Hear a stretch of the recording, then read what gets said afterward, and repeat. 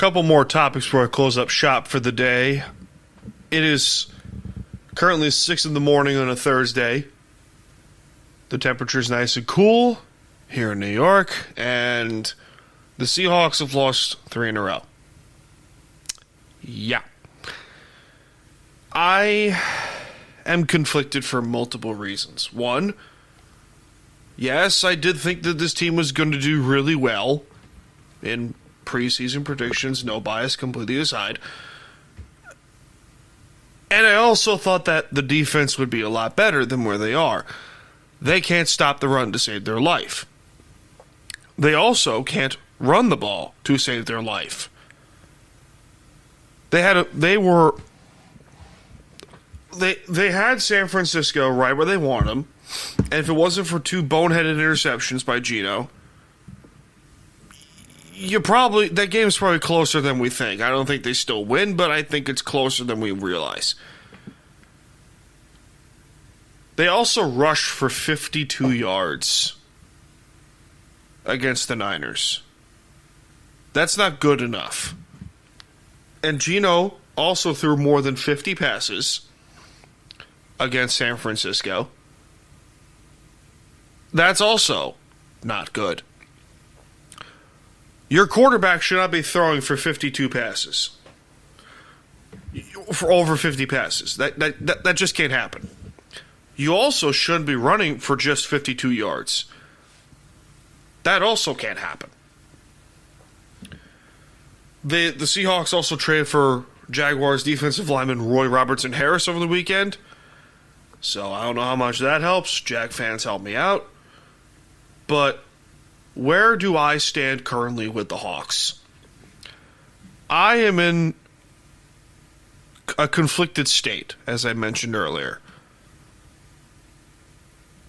Because part of me thinks that this team's either going to be, okay, this is the rebuilding stage. They realistically cannot do anything until the 2 safety contracts of Jamal Adams and Quandre Diggs are off the books.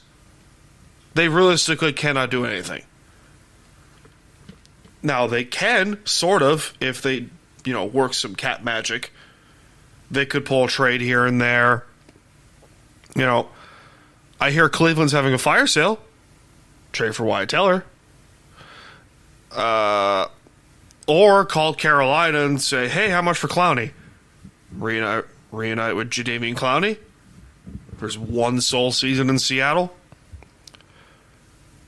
Also, a former Mike McDonald player, too, with the Ravens last year. I don't know, guys.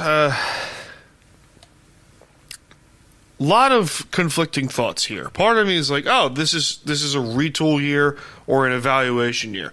If they make the playoffs, great. If they don't, okay, that's still fine. My expectations are, at this point, are at a median to a minimum. Do I still think they can make the playoffs? Probably. It's a sole possibility. That offensive line's got to get better, though. No questions asked. That offensive line has got to get better. And the Seahawks currently have, $10 million in cap space to work with? So, realistically, they have a very good chance to go and say, hey, let's go and, trade for a top-tier guard or a top-tier offensive lineman. And let's go fucking get some help, for God's sakes. Because Anthony Bradford, good God, what happened to you, man? You can't block anyone. Christian Haynes has been, the offensive line, with the exception of Charles Cross and Connor Williams, has been dog shit.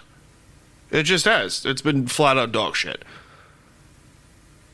So, I don't know what they got to do to improve this team quickly, but for what we've seen in the trade market the last few days, first Devontae Adams, then Amari Cooper, then Cam Akers being traded in a span of hours, anything could happen. Anything could fucking happen at this point. So, we'll see. We'll see what happens. My confidence level is still, it's still okay at best. But you know, we knew this was coming eventually, an evaluation year, but we'll see. Hawks fans, keep your optimism up. That's what I say.